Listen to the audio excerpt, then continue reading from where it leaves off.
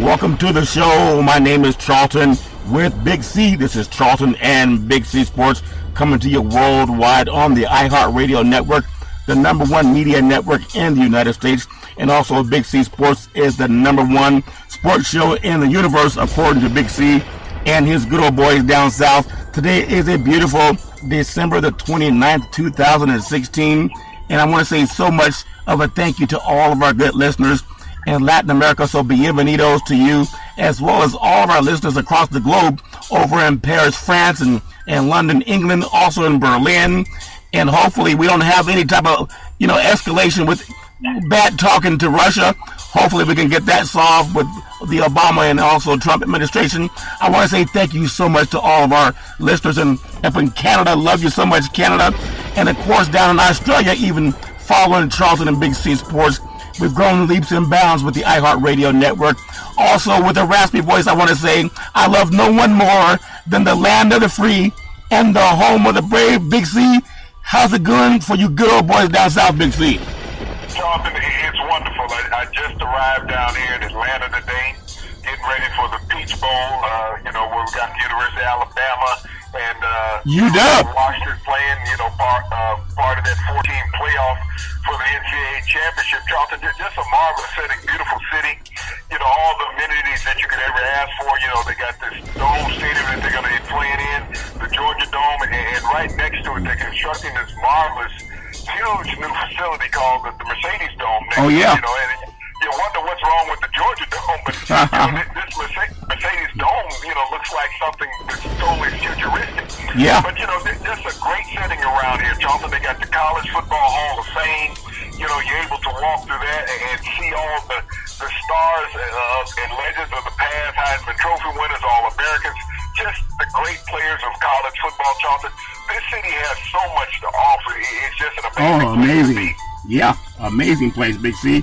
And I tell you, what's also amazing is that this segment is sponsored by your Northern California Cadillac dealers, home of the all-new Cadillac Escalade, the standard of the world. And when you go by and test drive them, tell them that Charlton and Big C sent you. I'm seeing so many Escalades all over California on the West Coast, Big C.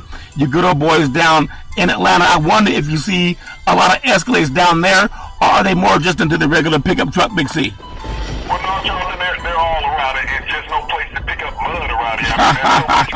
This is a concrete jungle around here, Charlton. But, yeah. Beautiful city, well lit, very friendly people, You got so many people here in town, Charlton, from Alabama, and amazing the amount of people who flew out here from the West Coast, from the state of Washington, oh, yeah. To be a witness to this historical game for the Huskies.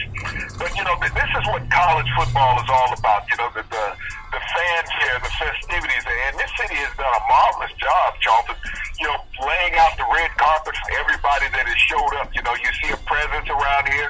You're going to be here for New Year's, and that's the wonderful thing, that, you got New Year's rolling in with the great college football game, Charlton. Yeah. What more could you ask for? And they also got the Falcons here that are going into the playoffs this year. So, just a great time here in the city of Atlanta. Well, Big C, I tell you, there's so much in the world of sports. I love what we do, Big C Sports and iHeartMedia. This is the best thing in the world, talking about sports, something that we love doing, and being able to be a part of the global media when it comes to the information on sports. I want to get your thoughts, though. I know the NFL has a different kind of vibe to it. These college teams, they travel so well, and some of these bowl games are kind of empty, but the big games is where everybody wants to be. I want to ask you just your thought on who seems more amped up. Would it be the Alabama fans, especially in their own backyard, or would it be the fans from up in Washington, up in the great Northwest, Big C? Your thoughts? Well, Charlton, when you look at Alabama fans, this is basically a home game for Alabama. I think it's probably about a 7-hour drive or so, 7-8-hour drive from Tuscaloosa to get here to Atlanta. So, it's just a day road trip.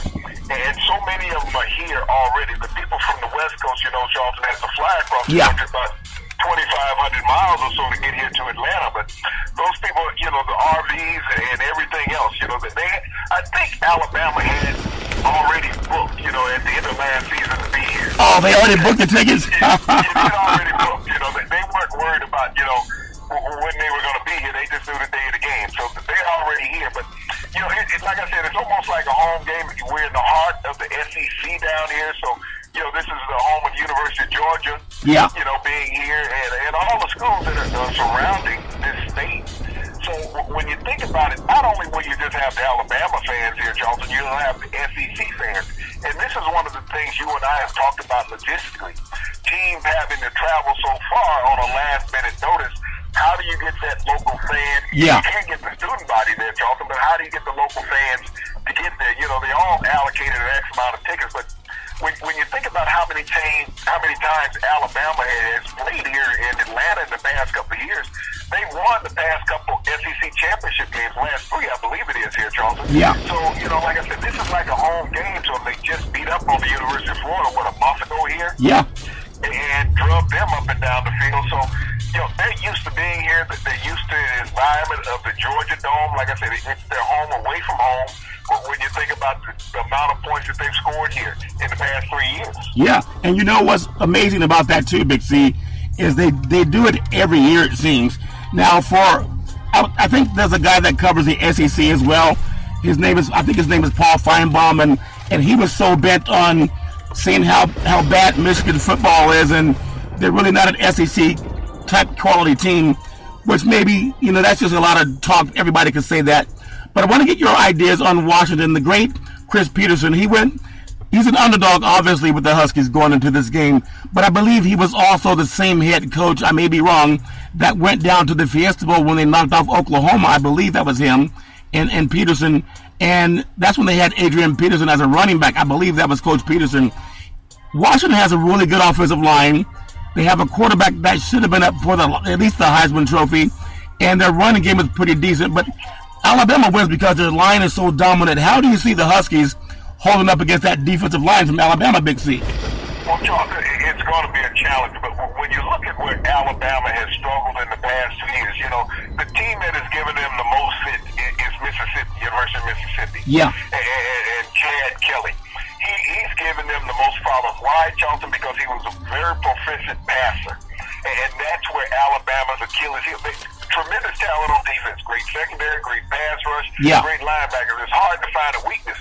But a team that can throw the ball very efficiently causes problems for Alabama because you take them out of their modus operandi where they're a run, first stop defense. Yeah. And with, they have to play the pass first. That's where they have problems. And you've seen that with the University of Washington. They've been a pass-led attack. The kid Browning. Jake Browning. Yeah. Jake Browning. He's one of the more efficient passers in the country.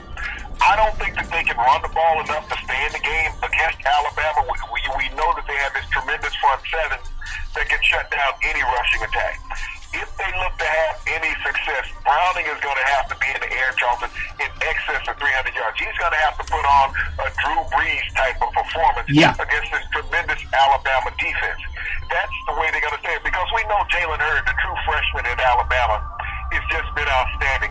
Alabama also has one of the top running backs in the country. The kid led the SEC in rushing and playing against top performances every week, Charlton. So this is a team that's well-balanced in every aspect. To find the weakness on Alabama, the only thing that I can see being a detriment to Alabama, Charlton, is the loss of Lane Kiffin. Right before the bowl game. That's crazy. Knowing that Lane Kiffin won't be there any longer, Charlton, that's the biggest Achilles heel for Alabama. People are going to always talk about Nick Saban being a tremendous coach. He's a defensive coach, Charlton. How will Jalen Hurd perform without Lane Kiffin? Well, Big C, you brought up a really good point because Kiffin, he's the offensive mastermind for that Alabama team. They were pretty much a run 80% of the time type of team, kind of like the old Big Ten schools. They just wanted to pound it and pound it and pound it. Now they have multiple formations. Kiffin was the mastermind behind that, so we'll see if that affects them at all. I think Alabama ultimately is just too strong in the line play. I think the Huskies will score because Browning threw almost 50 touchdown passes this year and didn't play a lot of times late in the fourth quarter. As a high school All-American, he threw over 90 touchdown passes as a senior and really played in the fourth quarter. They also line up in the option a lot, and they're going to have to throw the ball to win. There's no mistake about it. And so hopefully they can keep the game close. It'd be great to see good football going into the fourth quarter. But unfortunately, this Washington team reminds me a lot of Florida. I don't think they have any better athletes than what Florida had, and they got beat by 50-something to 12, I believe. So obviously it's going to be tough for the Huskies to hold up against that Alabama defense. But defensively, I think the Huskies can maybe hold them down a little bit. It should be maybe a 3-touchdown score. I know that's not what you like when you have national championship games, but I don't see Washington staying within 2 touchdowns, maybe 2.5 touchdowns of this team, because Alabama's just that good. Also, Big C, I want to just say one thing too. College football lost Lavelle Edwards, the one-time famous coach at BYU University. You follow this guy. He's been in the league for so many years, coaching college football, from Robbie Bosco to Steve Young and so many other great players. Just your thoughts on the loss of the great Lavelle Edwards, Big C. Well, when you think about his lineage in college football, Charlton, you talk about Robbie Bosco.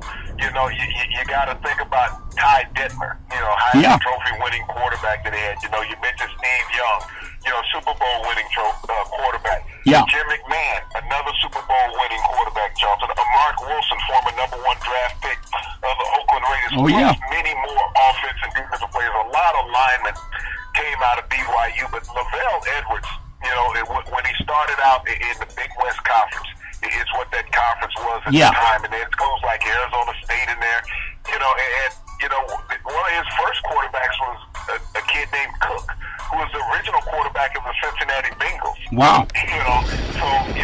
When you think about the lineage and what Lavelle Edwards did, but he created BYU football. He was there for so long, Johnson, but you never heard anything negative about that program. That's one of the greatest attributes that Lavelle Edwards brought to college football. You never heard of any scandals at BYU. He brought in players, and one of the things that the BYU program allowed were players to go out on Mormon missions. Where they could miss 2 years of football and keep their eligibility, because that was part of the university's requirements, being a Mormon athlete. But Lavelle Edwards, when you think about the players and what he did for those players went on to become, community leaders, civic leaders, Charlton, great athletes. But, his players were part of the fabric of America. When you think about, he brought so many players over from the islands, from Samoa, from Hawaii, Charlton, that, brought them into that program and gave them opportunities to be here on the mainland and play football. And a lot of teams followed his footsteps as far as going over recruiting those players, because there were so many tremendous athletes out in America, Samoa, and Hawaii, Charlton. And so he was a trailblazer in that. But when you think about Lavelle Edwards, just in totality, Charlton, he was a tremendous leader, tremendous spiritual and family man, and he's sorely going to be missed, in college football for what he provided and what he gave to so many young men, putting them on the right path to big success in life, Charlton. Well, Big C, obviously he knew how to motivate young men, and so I know a lot of guys have a lot of heartfelt emotions just about what he meant as a father figure in their lives at BYU. So again, our thoughts go out to his family. What a great coach and a great person, for what a lot of people have said about him. And also back to the world of college football, Clemson University looking for the second chance to get back-to-back into the national championship game. They have a big obstacle in Ohio State. You look at the quarterbacks, Big C, with Clemson and Ohio State. When you look at Clemson, you have Watson, who was up for the Heisman the last 2 years, and also Urban Meyer with J.T. Barrett. All he's done at Ohio State is win. How would you put these two teams against each other? I know that Ohio State's favored by 3, but that doesn't really matter when you get on the field. On your thoughts, Big C, what do you see being the pivotal point for these two schools? Because they're so identical, Big C. Your thoughts? Well, I look at both of these teams, Jonathan. People talk about the offense, but both of these teams have been led by their defenses this year. Ohio State came into the season with a very young team, Jonathan. 17 new starters on offense and defense. Yeah. So this was a rebuilding year, as everybody was saying, for Ohio State. But at Ohio State, you don't rebuild under Urban Meyer, Jonathan. You just retool. Oh, yeah. That's all you do. Because they have such a wealth of talent. Yeah. And talent goes to where they know they have an opportunity to win. Urban Meyer has that legacy from when he started out at Utah, Johnson, as a head coach, moving on to the University of Florida, winning a couple national championships, and going on to Ohio State, winning a national championship there. He won the inaugural national championship of this 14 playoff. when it first started 3 years ago. Yeah. And then, so this is a guy who knows how to prepare talent for the big game, Charlton. And this is the thing you have to understand about Urban Meyer. Dan Sweeney did a marvelous job, with Clemson, getting back-to-back playoff years out of that university led by Deshaun Watson. Yeah. But they have some tremendous talent on defense. They have a tremendous running back. And when that running back, Dalman, is hot, that's when the offense is clicking for Clemson. Everybody looks at Watson, but Dalman is the horse that drives the offense for Clemson. You shut down that running game, now you can hold Clemson in check. But J.T. Barrett, you remember he missed the original championship game with the knee injury. Cordell Jones. And went on that 3-game hot streak, and Ohio State won the national championship. Yeah. But Barrett is a seasoned veteran, seasoned out of Dallas, Texas. That's where he grew up and came to Ohio State. But he's the type of quarterback that Urban Meyer likes in his offense. You remember the great Tim Tebow when he had him in Florida. Oh, yeah. The type of quarterback that he was with mobility, and he could throw the ball with necessity. But, they have such a well-rounded team. But defense will take place in this game, John. It won't be a high-scoring affair with Clemson and Ohio State. Yeah. This is a game that will be basically in its mid-20s, and we know in college championship games, it's not often that teams get up into the 40s. Yeah. But this is a game that I look at being in the mid-20s, and it's a toss-up. It's really a toss-up. They have two almost equally balanced quarterbacks, but Clemson's running game could be the difference maker for them. Well, Big C, I tell you, the over-under is 59, and the over-under for Alabama and Washington is 54. A couple of more games. We had South Florida playing South Carolina today, and Virginia Tech is playing Arkansas in the Belk Bowl. In the Alamo Bowl, Colorado playing Oklahoma State, two former Big 8 powers. And then on tomorrow's Friday, the Liberty Bowl, TCU versus Georgia. The Sun Bowl, Stanford versus North Carolina. Air Force is playing South Alabama. And the Music City Bowl has Tennessee and Nebraska. And then the Orange Bowl, Michigan versus Florida State. Those are two teams a lot of people thought might be in the Final Four coming back for this year, Big C. This segment is also sponsored by your California Lottery. What can a buck do for you? Big C, I would love to win that lotto because I really need some new cough medicine, Big C. The stuff they gave me at the Black Hole, it doesn't seem to be working as well as those good old boys told me it would, the guy that dresses like Darth Vader.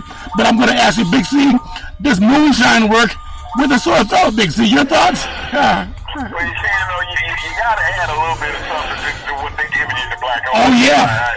I think they might have, pulled one over on you as they had to chunk one down. So, but, just being around in that environment, we've seen those crazies on television. Oh, yeah. Hey, man, we're going down there, Oh, yeah. All I got to say. I'm just trying to figure out, do I want to be seen with you talking or with your makeup to get in the Black Hole? Hey, that's the question. The funny thing about the Black Hole, you can dress up and nobody thinks you're crazy. So no one knows what I look like, but they know what I sound like, Big C. The guy with the raspy voice, unfortunately, there's about 50 guys that had the same voice I had, Big C. And we all got medicine from that guy that dressed like Darth Vader. So I'm starting to wonder if we should pull his medical license, Big C.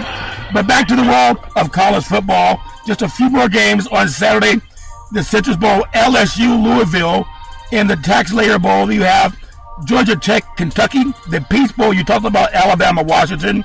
The Fiesta, Ohio State, Clemson.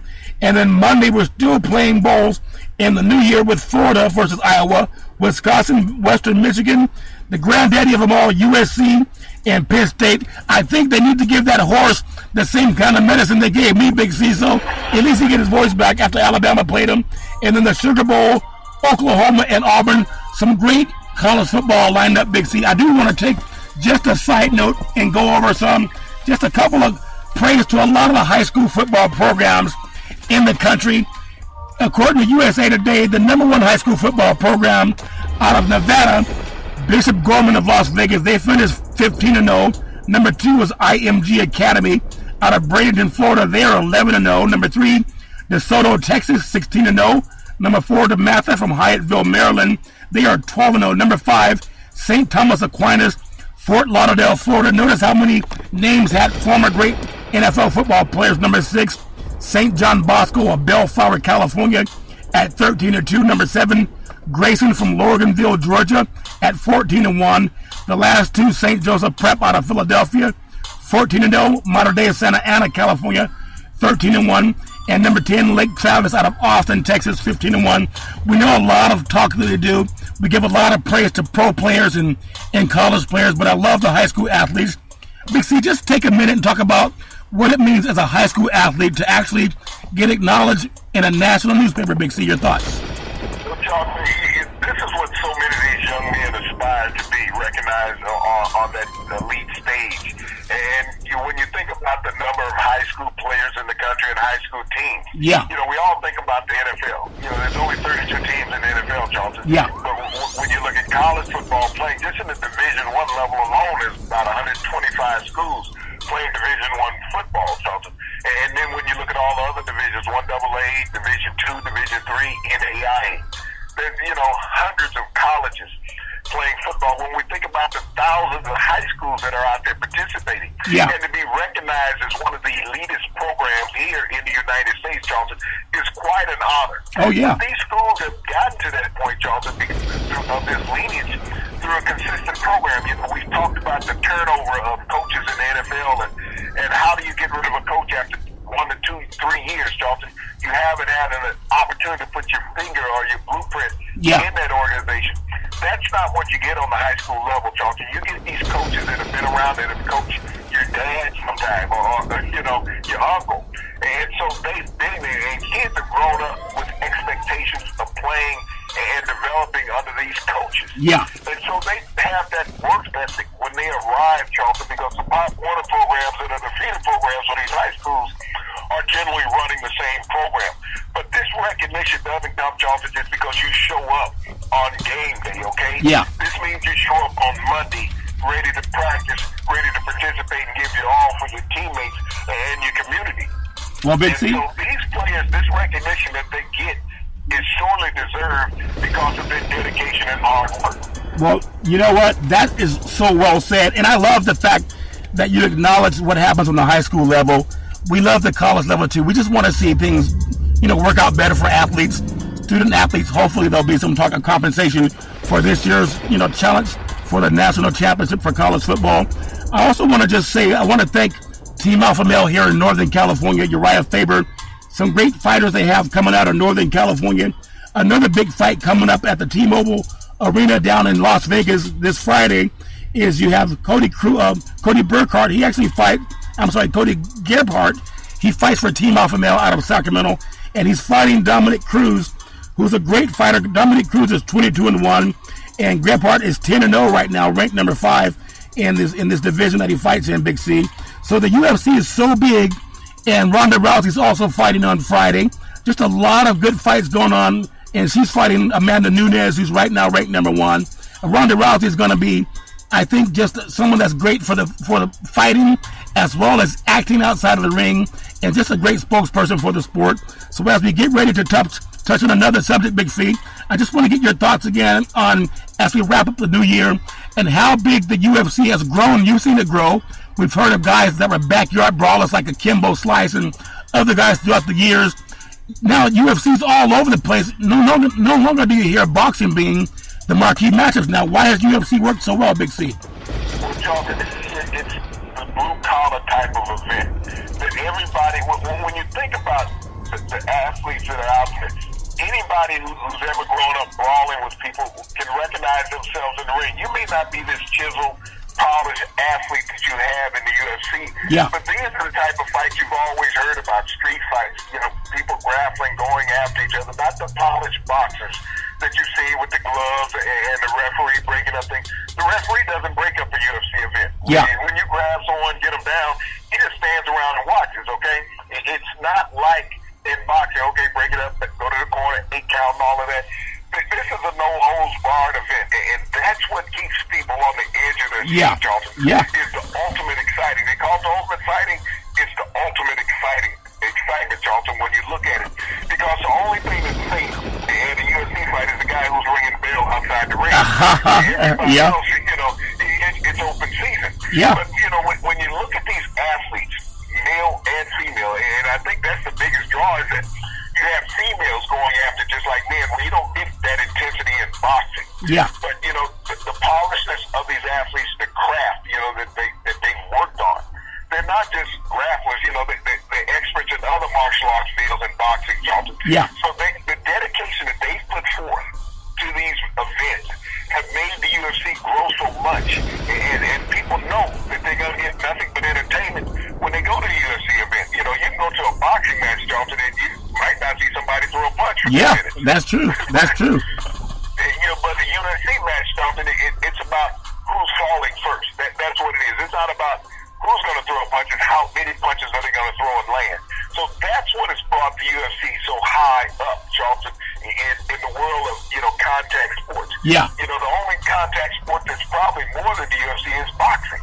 I mean, not boxing, but basketball. Yeah. You know, these guys are obviously physically with each other, but, you know, they never call those fouls on a real foul. So exactly. You get whistled on. Yeah, that's true, Big C. And so, when again, Cruz, 22-1, he won the belt nearly a year ago. He took it away from T.J. Dillashaw, who's Garbat's former teammate at Team Alpha Male, and he beat Uriah Faber, who runs the gym. So just talking to Garbat just about 2 weeks ago, wished him good luck in his fight coming up. He has a lot of great tattoos. Someone did a lot of good work on him. I wish all these fighters a great success in Las Vegas. The main event for the women's bantamweight champion, Amanda Nunes versus number 1 Ronda Rousey. The co-main event in the bantamweight champion, Dominic Cruz versus number 5 Cody Garbrandt. And that's on the prelim start at 4:30 for the UFC Fight Pass. It's going to be a great world of fights going down in Las Vegas. But Big C, what I want to do after we get this sponsor in, I want to talk about some of the big things that happened this year. Not only did we start, you know, Big C Sports, but we also have a couple of people like LeBron James, Male Athlete of the Year. We have this thing about social consciousness now, like Muhammad Ali. I just want to say that this segment is sponsored by United Labor Guaranteed $100,000 life insurance with no medical questions. Also, we are endorsed by the American Heart Association and the American Cancer Society. We work with all of the unions under the AFL-CIO. And I want to say we're looking to hire over 1,000 licensed insurance brokers. We just want to put people back to work, Big C. So, Big C, as we go into something that you're very big on, you know so much about so many things. So I'm going to give you my vote for radio host and knowledgeable person of the year. I think without your knowledge, Big C Sports would not be nearly what it is. You've had so much knowledge in the world of sports as an athlete, as a coach, also in TV and radio. You bring a breadth of knowledge that's really unparalleled in the business, and that came from our last producer over at Salem Media, and I feel the same. I just want to ask you your thoughts on when you think about maybe Male Athlete of the Year or even Female Athlete of the Year. Obviously, LeBron James was the pick. Your thoughts on LeBron James being that big? See your thoughts. Well, you know, LeBron is a tremendous world-class athlete, Charlton, when you look at the body of work that he embodies and that he has produced. But, you know, a lot of these times, Charlton, when you get these votes, it's as much as a popularity contest as it is a real contest. Yeah. And LeBron James is second to no athlete in the world as far as popularity. But, you know, I also look at that. He plays in a team sport, Charlton. And, you know, you've seen him be vulnerable even in that team sport, you know. Yeah. You know, they came back and won the best of 7 series after being down 3-1. Yeah. But, you know, this is why I have chosen Usain Bolt even over the great Michael Phelps. Because, you know, what he does is unparalleled. What he has done for the past 3 Olympics has never been done before. Yeah. What LeBron has done has been duplicated before. He's not even the greatest champion of all time because, you know, he's still chasing several others. He will never eclipse Bill Russell. Yeah. Nobody will ever eclipse the great Bill Russell. When you talk about championships, a guy who won 2 NCAA back-to-back championships at University of San Francisco, an Olympic gold medal, Charlton. Yeah. And went on to win 11 NBA titles. I mean, he wears rings on his toes because he ran out of spaces to put them. But, you know, when we think about LeBron James, I mean, across the NBA, everyone recognizes him as who he is. He's the superstar of superstars. At any time, he can take over a game. But like I said, I believe it's a popularity contest. Love him as a player. Love watching him. Love having communication with him. But, you know, like I said, Usain Bolt, to me, in my mind, what he's accomplished over 3 consecutive Olympics, never being challenged, Charlton. Oh, yeah. That's the feat that you really can't duplicate. You know, in the NBA, you can lose a game. You can lose 2 or 3 games. Yeah. And still be in the hunt. In track and field, you can't lose a finals and be in the hunt. It's over. Well, it's a one-time shot deal. But, I respectfully, appreciate watching LeBron James, listening to all the accolades that he's received, and justifiably since he was in high school. Yeah. He's been that iconic figure. And so by him winning the award is not a knock against anybody else.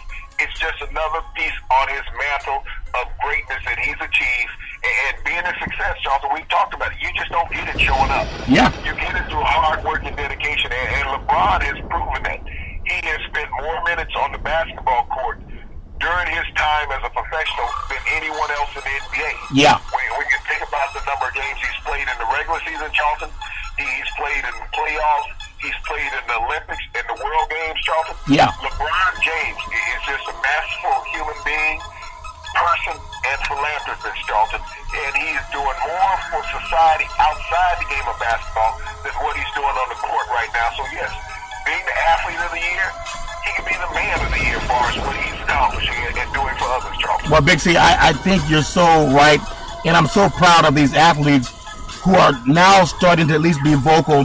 When you talk about the activism and how LeBron James, a lot of this happened in silence. A lot of people did a lot of great things in silence. They didn't need a media camera in front of them.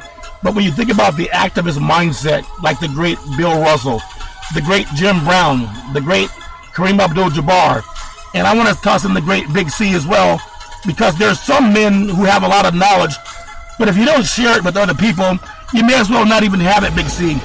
A lot of these athletes, when they become activists, they come under a lot of social pressure, but they got to also realize that Muhammad Ali was not very loved by the media when he decided not to go fight in the war and go destroy lives of people who never did anything to him, and still was living under Jim Crow here in the United States.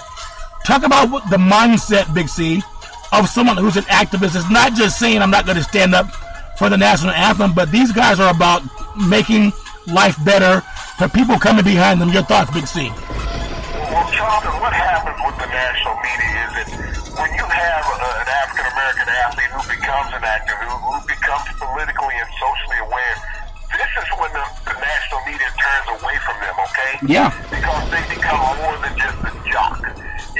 You look at the case of Colin Kaepernick. Yeah. The national media went after him with venom, okay? Much venom, Charlton. Colin Kaepernick has never burned an American flag, and yet we've seen a lot of white people burn American flags. Yeah. But that incident was over. They never said anything else about it. And this is not just recently. This has been throughout history. You haven't seen African Americans burn their American flag. No. Even with all the injustices that have gone on in this country. That's a very good point. Race of people. Yeah. But, when you see the social awareness of an athlete, and let me take you back to Muhammad Ali. When Muhammad Ali had a voice, okay, he was always looked at in a negative light. Yeah. And he did so many things for so many people. It wasn't about race. Muhammad Ali was a world person. He cared about people. But when Muhammad Ali got to the point where his voice was silent, where he can no longer speak articulately and in clear sentences, that's when America finally put him on the world stage at the '96 Olympics here in Atlanta. Yeah. Okay? Up until that, the world really didn't want to put Muhammad Ali out there. The American media, let me say, the American media didn't want to put Muhammad Ali out there because he could still speak about social injustice and being an activist in America. And when you look at what great athletes do nowadays, Charlton, so many great athletes, African-American athletes, have these charitable organizations. Yeah. We don't hear about them from the media. Why? Because that's not the light that they want to shed on the African-American athlete. When they talked about LeBron's been a corporate businessman for years, okay? Yeah. He just didn't start out. He's gotten so big they had to say some things. But there was still a negative backlash even from people within the league. Phil Jackson talking about his corporate partners was his posse. Yeah. No one calls Donald Trump's cabinet his posse. Yeah. So when you look at the racial connotation that comes to African-American athletes, that they're not supposed to be these philanthropists, Charlton. They're not supposed to be these corporate and business leaders. You think about former Heisman Trophy winner and Georgia Bulldogs, since I'm down here, Herschel Walker. Herschel Walker owns the largest African-American shipping company in America. Wow. Do you ever hear about that? No. You don't. This is a great individual that, grew up in Georgia, went to the University of Georgia, played in the USFL, played in the NFL, won the Heisman Trophy as a junior, Charlton. Yeah. But no one talks about his exploits outside the game. But yet you'll hear about what Roger Staubach is doing, in real estate down in Dallas. You'll hear about, Peyton Manning was his Papa John's and things like that. But Herschel Walker, you think about it, having the largest African-American shipping company in the United States. You wow. Think about Bo Jackson, another SEC player, who has done so many business deals and involved in so many companies down here in the South also, Chelsea. These are the things that we don't hear about former African-American athletes. This stuff goes unnoticed because the media doesn't want you to know that African-American athletes are not all these dumb jocks they always talk about, but they're very, very highly successful businessmen, Charlton. Yeah. And this is not the image that they want to portray, that football is not everything. It can be a stepping stone to greater things in life. And, Charlton, these guys are making more money outside of football than what they ever did in football. And see, Big C, that's one thing that I really applaud you for, because unlike a lot of the sports programs, and we're competitive too, and we don't want just a dumb junk mentality. In fact, for people who just want that, just listen to somebody else. Because we've seen a lot of the things that we've done be emulated and repeated on national media a week or two later, Big C, or sometimes even a day or two later. So I appreciate the real sports talk, and I love the feedback that I get from people. Oftentimes they say, man, how can you guys talk like that? Because they're not used to not being a sycophants or having a Jim Crow mentality. I think all people can have the right to be whatever they want to be. You have the right to judge and be judged, and the right to criticize and be criticized. It goes both ways. We get the good and the bad. But what I love doing is opening the minds of young people, just like it was done 5 decades ago by the great Muhammad Ali, by not going into the war. Even the great Donald Trump decided to go into war. I mean, he decided to skip the war several times, and he became the president of the United States. And Big C, I just want to say also, as we look at the world of sports, congratulations to the Oregon Ducks. They now have the 34-game home winning streak. They knocked off UCLA last night up in Corvallis, Oregon. Actually, Eugene, Oregon, by the score of 89-87, and stopped UCLA's winning streak. So great action going on in the Pac-12 conference as far as basketball is concerned. The Bruins are now 13-1, and just another great win by the Oregon Ducks, now 12-2 on the season. Also, Villanova, number 1, got a win, 68-65 over DePaul. We'll get more into the college basketball as we finish up with the playoffs coming up for this year, Big C. And one more thing I just want to say, this final segment is sponsored by One Life America Life Insurance. We're the leaders in the country when it comes to final expense. Also looking to hire over 1,000 licensed insurance brokers, because we simply want to put people back to work. Tweet out the Charlton and Big C Sports on the iHeartRadio network every Monday through Friday at 5 o'clock p.m. Pacific Standard Time worldwide. Big C, one of the other things I want to ask you, and it's a little bit controversial, but I'll go into it before we touch on a few more things as far as players of the year. When it comes to the world of media and broadcast, you've been very poignant about this, and you've talked about things that were going to happen and they actually happen. And I see this whole conversation about athletes that you just named something that I did not know about Herschel Walker, about how successful he is outside of the football field when he's not wearing his uniform. And that's exactly what we've been talking about, getting these guys some money that are helping you make nearly $1 billion between 4 games combined with the national championship, because of everything that goes into advertising, marketing, ticketing, every single thing, how many hot dogs, everything. Why is it so important to know, because you brought it up, that great athletes like, I think you said Herschel Walker, Bo Jackson, all these great guys, mainstream only talks about their football accomplishments. Why do they hide the fact that they've done a lot of philanthropy and they're also great businessmen? Big C, your thoughts?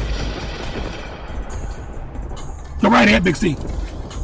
We're talking about the fact that some of these athletes that you talked about, Big C, whether it's Herschel Walker or anybody else that has done a great deal in the world of sports, and how they actually do a lot of great things in life to make life better, not only for themselves, but for people that are in the business world too. When you think about it, I want to go back, just before we get your thoughts on that, Big C, I want to go back to some of the great young men that I saw growing up, and we talked about guys that changed the baseball color line barrier, whether it's Jackie Robinson or anybody else that actually got a chance to get into the world of sports. We go back to football and all the great young African-American talent that made strides in the world of sports. Well, they were given that opportunity. And when opportunity comes, Big C, oftentimes you don't hear about the success of the African-American athlete. So I just want to ask you again, when it talks about why guys like, whether it's a Herschel Walker or Bo Jackson or any of these other great athletes, the great Ronnie Lott, he's also a great businessman. Why does the mainstream only talk about their business acumen when they've done so much more outside of the playing surface? Your thoughts, Big C? Well, Charles, it goes back to what they've sold to the American public for years, the limited mental ability of an African-American athlete. And you don't have to look any further than the former African-American quarterbacks that played on the college level when they said, well, he's a tremendous athlete, so we're going to have to find a way to get him on the field. Tremendous athletes can play quarterback. It's been proven, Charles. Yeah. No one talked about changing the position of a Steve Young. You know, when he was coming out of college at BYU, everybody knew how great an athlete Steve was prior to getting to the NFL and even in the NFL, Charles. But when you look at the myth of the African-American athlete, that, you know, he can't do anything other than play a sport, play a position, he can't lead. This is the reason why, you know, it's been such a drawback for the African-American quarterbacks, being leaders. And when you look into the professional world outside the game, Charleston, and so many former professional black football players, basketball players, baseball players, Charleston, in the business world, how they've been successful and gone on to be leaders. But the media doesn't want to show that image because then it debunks all myths about the African-American athlete, Charleston, as a professional. On the game, we've talked a lot about how a player is treated when they don't have that jersey on, when they don't have that face mask covering their face. Oh, yeah. You don't want to look around and say, hey, these guys are more than what we thought they were, what we've been told that they were. Yeah. And when you look at the success, it's well beyond a couple people that I mentioned in Herschel and Bo. Yeah. You know, there's dozens and dozens, hundreds, Charleston, of successful former professional athletes, black athletes, Charleston, out there in America. It's not that they're all going out trying to publicize that they have success outside their arena of play, Charleston. Yeah. They've gone, they've blended into their communities. They become huge parts of their communities. But, you know, that's not what they're seeking is publicity outside the game, Charleston. But I think that the media, the national media outlets, do such an injustice to showing that, you know, guys, there's something beyond just football and sports.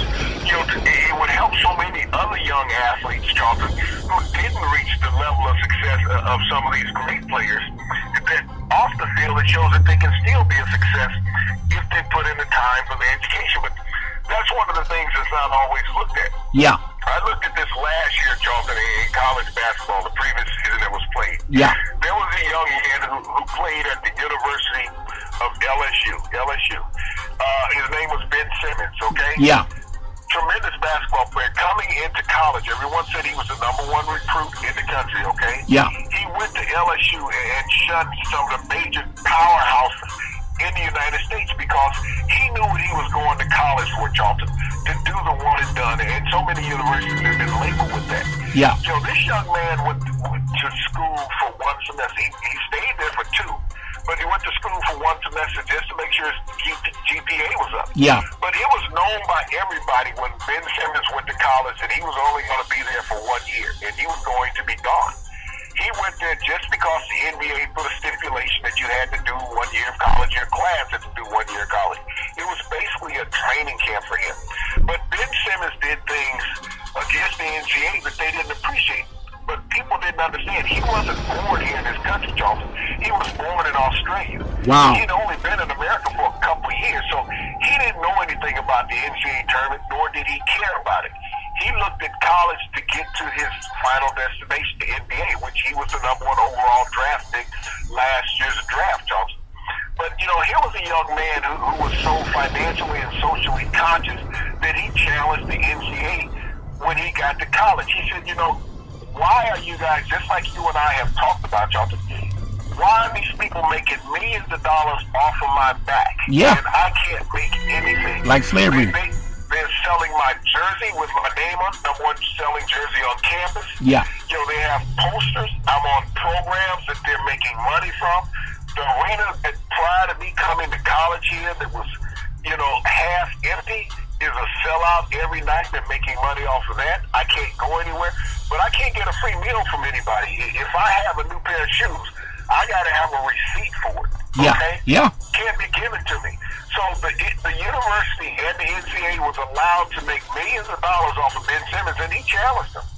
Yet they want to go back and say, well, now, LSU has to forfeit games because he was ineligible. Well, they don't have to give back the money. See, this is why I have the problem with this. Just like with Notre Dame, they had to forfeit, 22 victories? Yeah, 22. Yeah. 22 victories. But, forfeit the victories, because who do you hurt in forfeiting the victories? You only go after the players, technically, Charles. Yeah. But they don't go after the University of Notre Dame. You got to get back the revenue from 22 games. All that TV money, Big C, that probably won't happen. I just want to say this segment is sponsored by BeneathHisWingsFoundation.org and also CYNN Entertainment. When it comes to promotion, Cynthia Evans is the best in Northern California. We'll also be offering in 2007 what's called athletic insurance.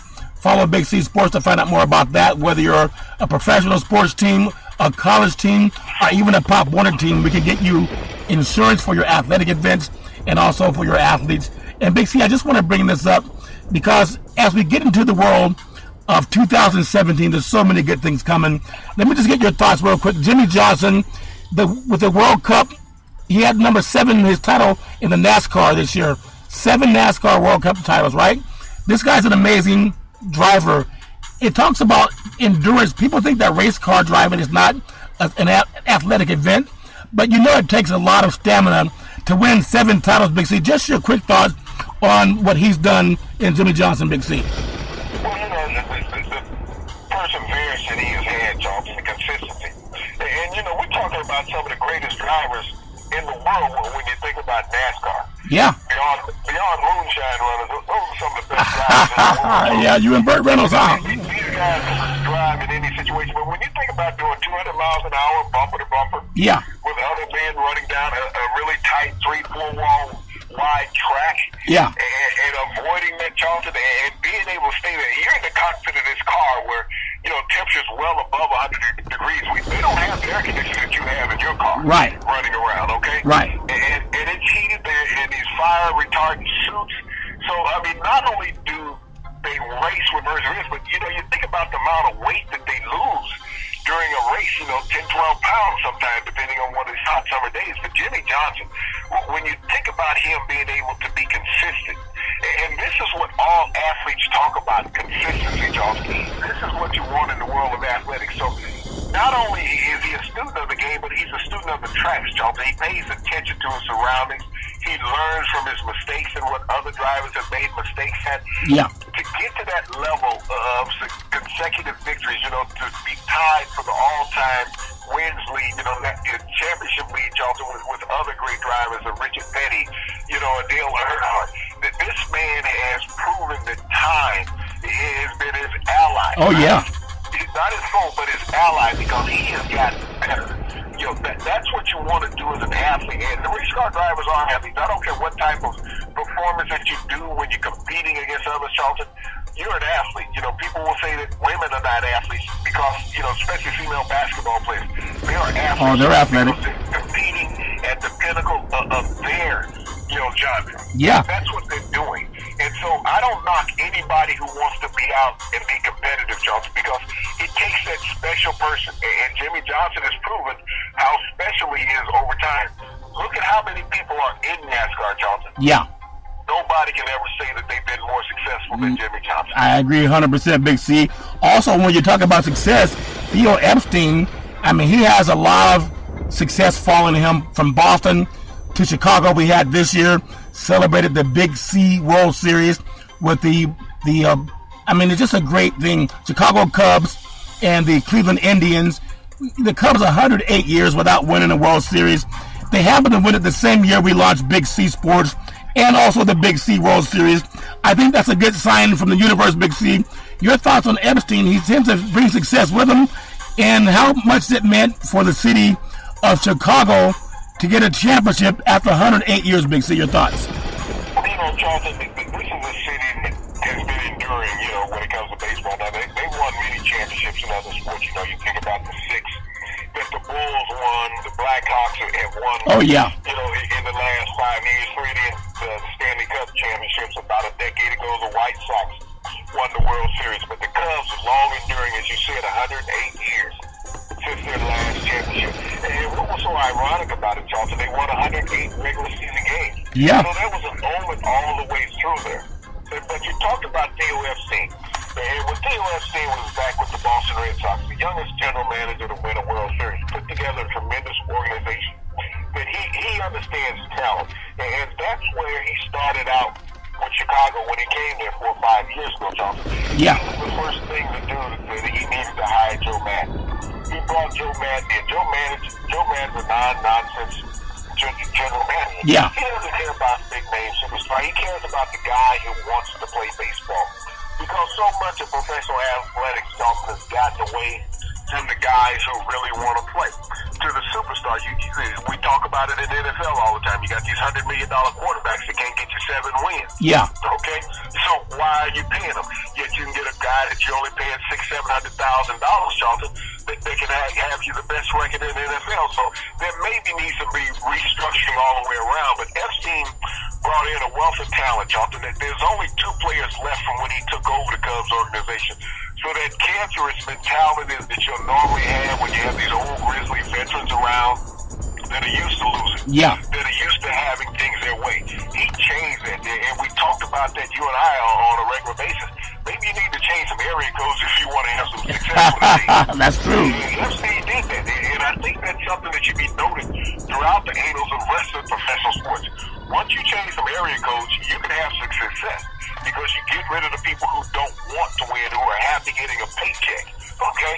That's what they're happy doing. But Epstein has set a precedence in baseball. You know, we talked about Bill Belichick last night and the number of coaches that have been in the NFC East, coaches and interim coaches since 2023. Way too many. Yeah. How can you ever have continuity other than with the New England Patriots, who've only had 1 leader during that time? And this is what Epstein has done. When he was in Boston, he had Francona, wins a couple of World Series. All of a sudden, he leaves. Boston wants to get rid of Francona, sort of like what we saw in Green Bay, San Francisco with the 49ers. You get rid of, Harbaugh. Next thing you want to do is get rid of the quarterback. Yeah. It's all their faults. But Epstein has built. He's a young man who understands baseball is a young man's game. And to be at his age, he's Hall of Fame already, Joe. He's not even 40 years old, but he's a Hall of Fame general manager. Yeah. That's where he is. But, and everybody should sit back and say, this is Theo Epstein's theory of how things are done. Let's go back to old school baseball that this young guy has taught us and make baseball great again like it once was in the 70s. Well, the 60s. Big C, that's so true. And you think about in our final spot here, we'll talk about just a couple of the great athletes that have retired.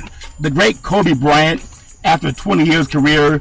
Tamika Catchings, she's been a great athlete for the WNBA. Michael Phelps, talked about him as one of the greatest swimmers ever. Peyton Manning is one of the top quarterbacks in the history of the NFL. The great Tim Duncan, I mean, just as someone you can always count on in the NBA for the San Antonio Spurs. Kevin Garnett got his championship when he went to Boston. And speaking of Boston, David Ortiz retiring after having one of the best seasons of his career, Big C. Just your thoughts on what goes through the mind of an athlete as they set to retire, Big C. Charlton, it's one of the most difficult days in an athlete's life because you're losing so many family members in one shot, Charlton.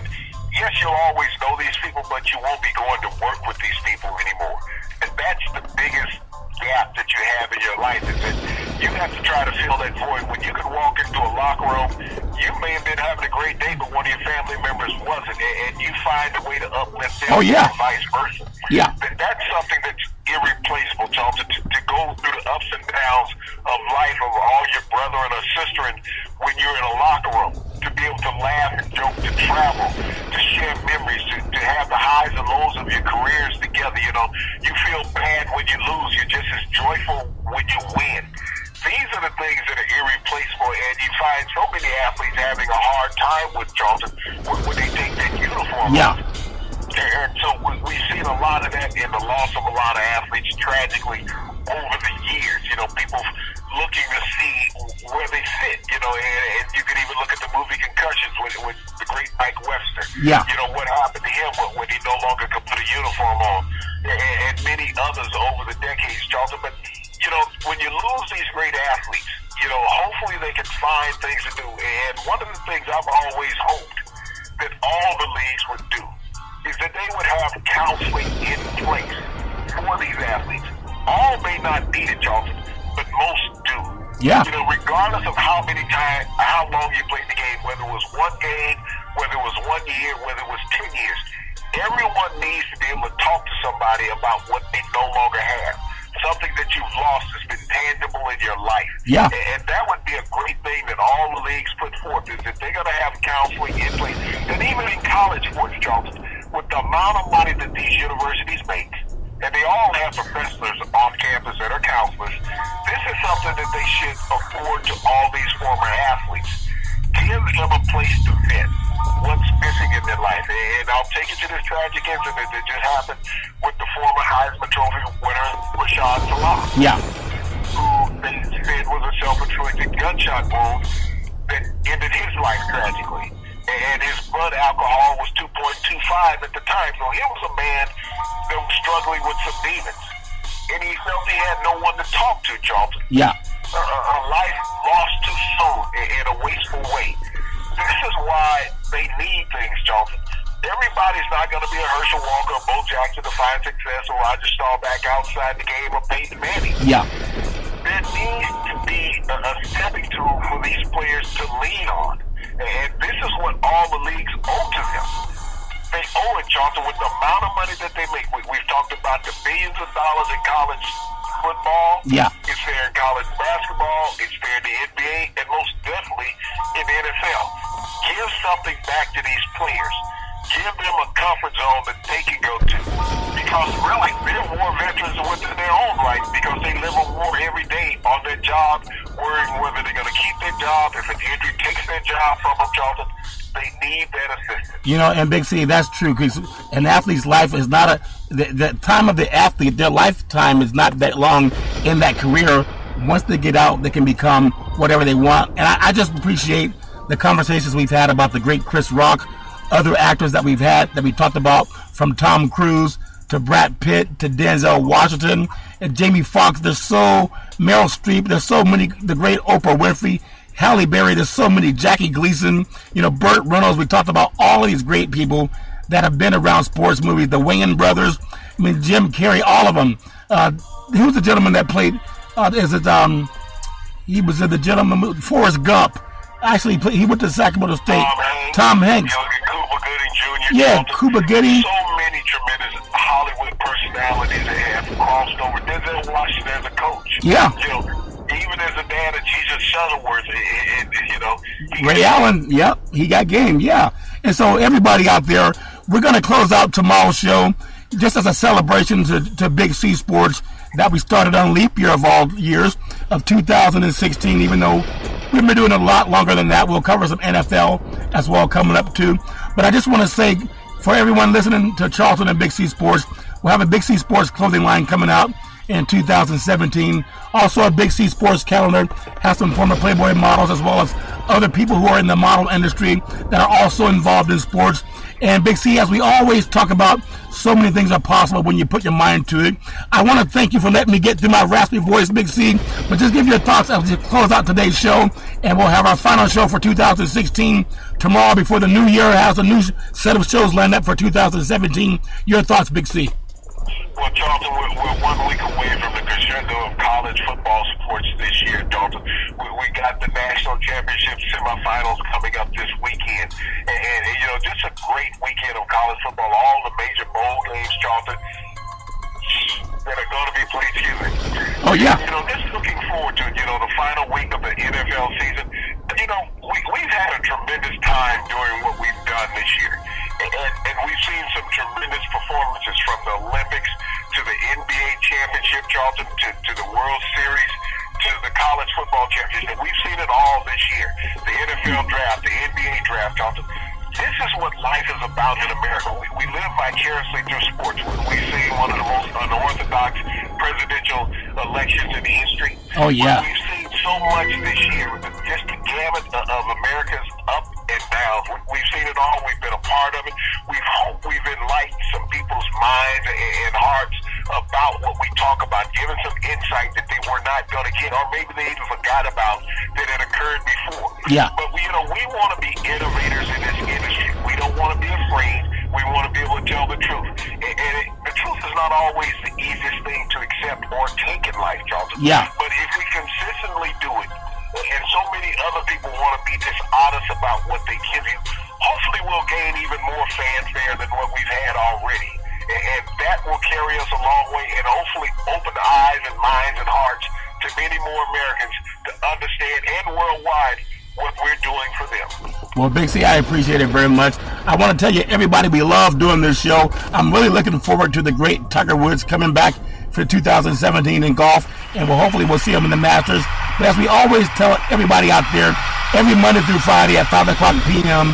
Pacific Standard Time worldwide, follow Charlton and Big C Sports on the iHeartRadio network. And as we always say, no woman should ever have to go through domestic violence. If you see anyone in trouble, just call 911, because no one should have to deal with that garbage on her own. And as we always tell you, every Monday through Friday at 5 o'clock p.m. Pacific Standard Time worldwide, follow Charlton and Big C Sports on the iHeartRadio network. And as we always tell you, we thank you, we appreciate you, and we hope that you have a super fantastic day.